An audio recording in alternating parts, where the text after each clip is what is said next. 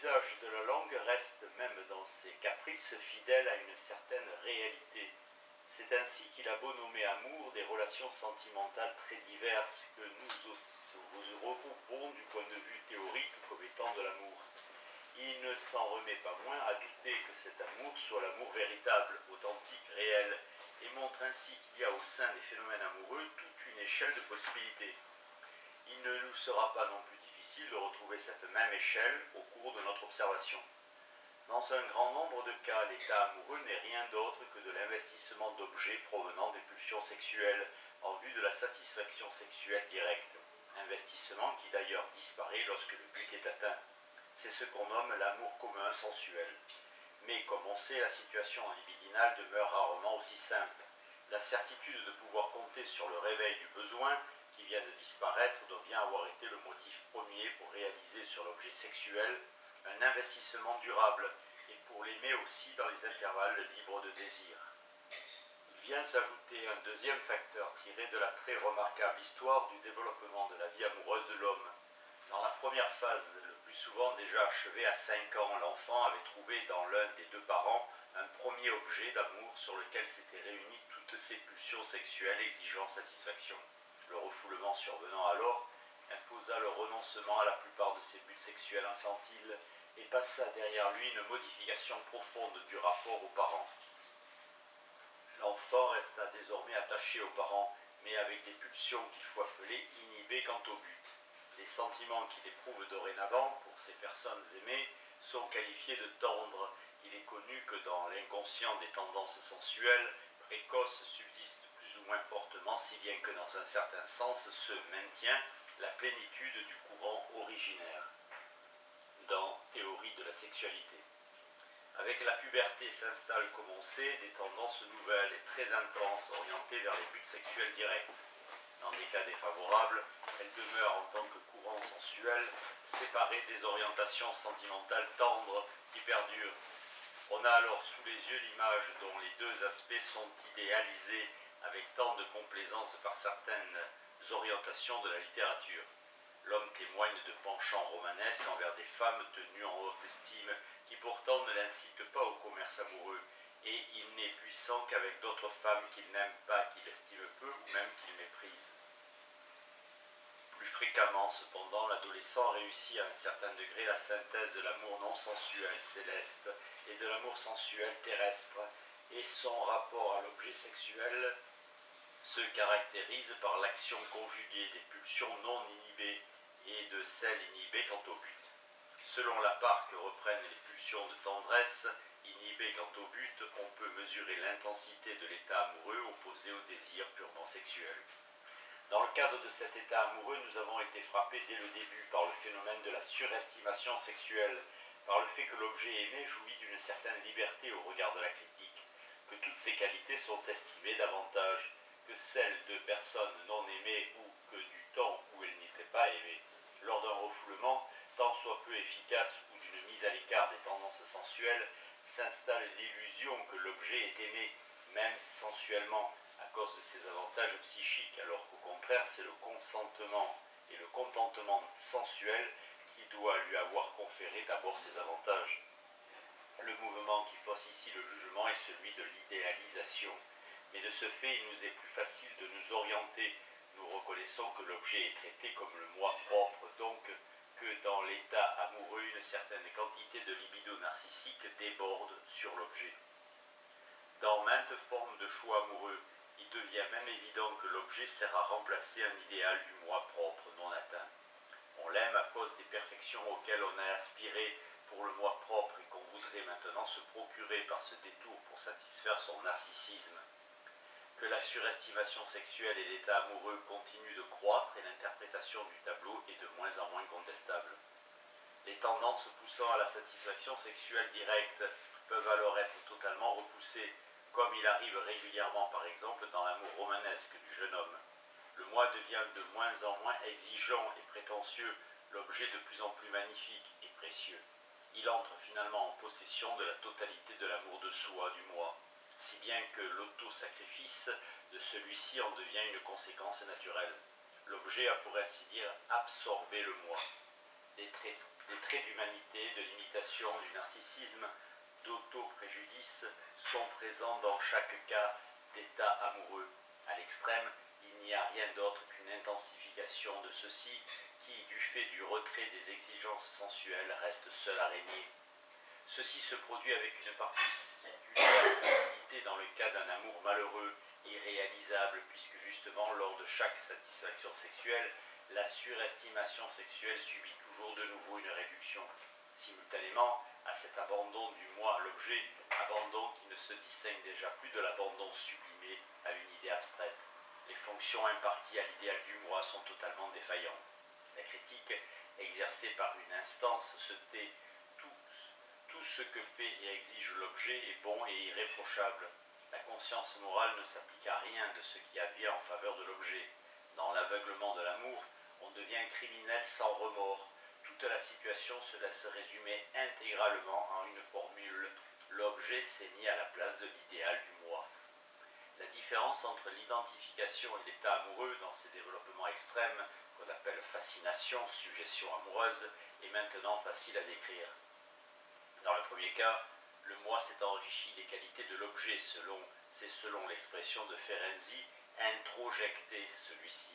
Dans le second cas, il est appauvri, s'est abandonné à l'objet, a mis celui-ci à la place de son élément constitutif le plus important. Cependant, en y regardant de plus près, on remarque bientôt qu'une telle représentation fait croire à des contrastes qui n'existent pas. Il ne s'agit pas du point de vue économique d'appauvrissement ou d'enrichissement. On peut aussi décrire l'état amoureux extrême comme étant celui où le moi se serait introjecté l'objet. C'est peut-être une autre discrimination qui touche davantage à l'essentiel. Dans le cas de l'identification, l'objet s'est perdu, ou on y a renoncé. Il est alors rétabli dans le moi. Le moi se modifie partiellement selon le modèle de l'objet perdu. Dans l'autre cas, l'objet a été conservé et est surinvesti en tant que tel par le moi et aux dépens de celui-ci. Mais cela aussi appelle une réserve. Est-il donc certain que l'identification suppose le renoncement à l'investissement d'objets? Ne peut-il y avoir identification, l'objet étant conservé? Avant que nous nous engagions dans la discussion de cette question épineuse, nous pouvons déjà pressentir que c'est une autre alternative qui rend compte de l'essence des faits, savoir si l'objet est mis à la place du moi ou de l'idéal du moi. Il n'y a manifestement pas loin de l'état amoureux à l'hypnose. Les concordances entre les deux sont évidentes. Même soumission humble, même docilité, même absence de critique envers l'hypnotiseur comme l'objet aimé. Même résorption de l'initiative personnelle. Aucun doute, l'hypnotiseur a pris la place de l'idéal du moi. Simplement, dans l'hypnose, les rapports sont encore plus nets et plus intenses, si bien qu'il conviendrait plutôt d'expliquer l'état amoureux par l'hypnose que l'inverse. L'hypnotiseur est l'objet unique, à côté de lui, nul autre objet ne compte. Que le moi vive dans un rêve, ce que l'hypnotiseur exige et affirme, nous rappelle que nous avons négligé de mentionner que parmi les fonctions de l'idéal du moi, il y avait aussi l'exercice de l'épreuve de réalité. Rien d'étonnant à ce que le moi tienne pour réel une perception. Lorsque l'instance psychique à qui incombe habituellement la tâche de l'épreuve de réalité cautionne cette réalité, l'absence totale de tendance à but sexuel non interdit contribue par ailleurs à l'extrême pureté des phénomènes. La relation hypnotique est un abandon amoureux illimité, la satisfaction sexuelle étant exclue, alors que dans l'état amoureux, celle-ci est repoussée pour un temps et demeure à l'arrière-plan à titre de but possible ultérieurement. Mais d'un autre côté, on peut dire aussi que la relation hypnotique est, si cette expression est permise, une formation en foule à deux. L'hypnose n'est pas un bon objet de comparaison avec la formation en foule, parce qu'elle est bien plutôt identique à elle. De la structure compliquée de la foule, elle isole pour nous un élément, le comportement de l'individu en foule envers le meneur. L'hypnose s'écarte de la formation en foule par cette limitation du nombre, comme de l'état amoureux par le manque de tendance directement sexuelle. En ce sens, elle tient le milieu entre les deux. Il est intéressant de voir que ce sont justement les tendances sexuelles inhibées quant au but qui aboutissent à des liens aussi durables, unissant les hommes entre eux. Mais cela se comprend aisément par le fait qu'elles ne sont pas susceptibles d'une pleine satisfaction alors que les tendances sexuelles non inhibées éprouvent par la décharge survenant chaque fois que le but sexuel est atteint une extraordinaire réduction.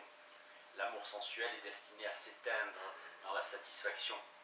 Pour pouvoir durer, il faut qu'il soit pourvu dès le début de composantes purement tendres, c'est-à-dire inhibées quant au but, ou bien qu'il subisse une transformation de ce type.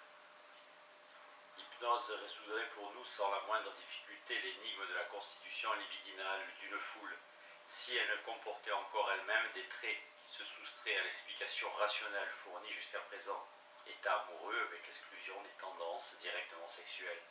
Il y a encore beaucoup de choses en elle dont il faut reconnaître qu'elles sont incomprises, mystiques. Elles comportent en supplément la paralysie née du rapport d'un être surpuissant à un être sans puissance, sans défense, ce qui se rattache en quelque sorte à l'hypnose de frayeur des animaux. La manière dont elle est engendrée, sa relation au sommeil, ne sont pas transparentes, et le choix énigmatique de personnes qui y sont aptes, alors que d'autres la repoussent totalement, renvoie à un facteur encore inconnu, qui se réalise en elle, et qui seul peut-être rend possible en elle la pureté des positions libidinales. Autre fait digne de remarque, il est fréquent que la conscience morale de la personne hypnotisée puisse se montrer résistante, même si par ailleurs la suggestion entraîne une pleine docilité. Mais cela peut provenir du fait que dans l'hypnose telle qu'elle est pratiquée la plupart du temps, un savoir a pu s'être conservé au terme duquel il ne s'agit que d'un jeu, d'une reproduction sans vérité, d'une autre situation, d'une importance vitale bien plus grande. À la suite des observations précédentes, nous sommes toutefois pleinement préparés à donner la formule de la constitution libidinale d'une foule, tout au moins d'une foule telle que nous l'avons considérée, qui donc a un meneur et non une foule secondaire qui par excès d'organisation n'a pu acquérir les propriétés de l'individu. Une telle foule primaire est une somme d'individus qui ont mis un seul et même objet à la place de leur idéal du moi et se sont en conséquence dans leur moi identifiés les uns aux autres. La pulsion grégaire. Nous ne satisferons que peu de temps de l'illusion d'avoir par cette formule résolu l'énigme de la foule. Nous ne pouvons manquer d'être immédiatement inquiets en nous rappelant que pour l'essentiel, nous nous sommes contentés de renvoyer à l'énigme de l'hypnose où tant de choses restent encore en suspens. Et voilà qu'une autre objection nous indique la suite du chemin. Nous avons le droit de nous dire que les liens affectifs féconds que nous reconnaissons dans la foule suffisent pleinement à expliquer un de ses caractères, le manque d'autonomie et d'initiative chez l'individu pris isolément, l'identité de sa réaction et de celle de tous les autres, pour ainsi dire sa réduction au rang d'individu de foule. Mais la foule, lorsque nous la considérons comme un tout, montre bien davantage les signes d'affaiblissement du rendement intellectuel et de désinhibition de l'affectivité, l'incapacité de se modérer et de temporiser, la tendance au dépassement de toute limite dans l'expression des sentiments et à leur décharge totale dans l'action. Ceci est toute chose analogue dont nous trouvons chez Le Bon une peinture si impressionnante, donne une image évidente de régression de l'activité psychique à un stade antérieur comme celle que nous ne sommes pas étonnés de trouver chez les sauvages ou chez les enfants. Une telle régression est inhérente en particulier à la nature des foules ordinaires, tandis que, comme nous l'avons vu, elle peut être évitée pour une large part chez les foules artificielles hautement organisées. Ainsi avons-nous l'impression d'un état dans lequel la motion affective isolée et l'acte intellectuel personnel de l'individu sont trop faibles pour se faire valoir seuls et sont absolument forcés d'attendre que la confirmation leur vienne d'une répétition identique chez les autres. Il nous est rappelé combien de ces phénomènes de dépendance sont inhérents à la constitution normale de la société humaine, combien peu d'originalité et de courage personnel se trouve en elle, à quel point chaque individu pris isolément est dominé par les attitudes de l'âme des foules qui se manifestent en tant que singularité raciale, préjugés de classe, opinion publique et autres choses semblables. L'énigme de l'influence de la suggestion s'accroît pour nous si nous avouons qu'une telle influence n'est pas seulement exercée par le meneur, mais en outre par chaque individu sur chaque individu, et nous nous faisons le reproche d'avoir mis unilatéralement l'accent sur la relation au meneur, en repoussant injustement l'autre facteur, celui de la suggestion réciproque. Rappelés de la sorte à la modestie, nous avons tendance à prêter l'oreille à une autre voix qui nous promet une explication sur les bases plus simples. J'en emprunte une au livre intelligent de Trotter sur la pulsion grégaire, dont je déplore seulement qu'il ne soit pas dégagé des antipathies déchaînées par la dernière grande guerre. Instinct grégaire dans la paix, dans la guerre de Trotter, 1916. Trotter fait découler les phénomènes psychiques décrits chez la foule d'un instinct grégaire, qui est inné chez l'homme comme chez les autres espèces animales. Cette grégarité est biologiquement une analogie, et en quelque sorte une continuation de la pluricellularité, et au sens de la théorie de la libido, une autre manifestation de la tendance d'origine libidinale, qu'ont tous les êtres vivants de même espèce à se réunir dans des unités de plus en plus vastes. L'individu se sent incomplet quand il est seul. L'angoisse du petit enfant serait déjà une manifestation de cet instinct grégaire. La contradiction avec le troupeau équivaut à une séparation d'avec lui et est de ce fait anxieusement évitée. Mais le troupeau refuse tout ce qui est nouveau, inhabituel. L'instinct grégaire serait quelque chose de primaire qui ne peut être décomposé davantage. Trotter fournit comme liste des pulsions ou instincts qu'il donne pour primaire: pulsion d'auto-affirmation, pulsion alimentaire, pulsion sexuelle et pulsion grégaire. La dernière en viendrait souvent à s'opposer aux autres. Conscience de culpabilité et sentiment du devoir seraient les attributs caractéristiques d'un gregarious animal. De l'instinct grégaire, Trotter fait découler les forces refoulantes que la psychanalyse a fait voir dans le moi, et par suite de la même manière les résistances auxquelles le médecin se heurte lors d'un traitement psychanalytique. Le langage devrait son importance à la propriété qu'il a d'assurer la compréhension réciproque au sein du troupeau. Sur lui reposerait en grande partie l'identification des individus les uns aux autres. De même que le bon a essentiellement centré son intérêt sur les formations en foule temporaires caractérisées par McDougall, sur les groupements sociaux stables, de même Trotter l'a centré sur les associations les plus générales dans lesquelles vit l'homme. Zoos politikos, l'animal politique d'Aristote, et dont il a donné le fondement psychologique. Mais pour Trotter, point n'est besoin de chercher de quoi dérive la pulsion grégaire, étant donné qu'il la désigne comme principe et pas davantage dissociable. Sa remarque, selon laquelle Boris Sidis fait dériver la pulsion grégaire de la suggestibilité, est heureusement pour lui superflue. C'est une explication selon un modèle connu et insatisfaisant, et l'inverse de cette proposition, à savoir donc que la suggestibilité est un rejeton de l'instinct grégaire, me semblerait de beaucoup plus éclairante. Mais à la représentation de Trotter, on peut objecter à plus juste titre encore qu'aux autres qu'elle tient trop peu compte du rôle du meneur dans la foule, alors que nous tendons plutôt à croire, tout au contraire, que l'essence de la foule ne saurait être comprise si l'on néglige le meneur. L'instinct grégaire ne laisse absolument aucune place au meneur.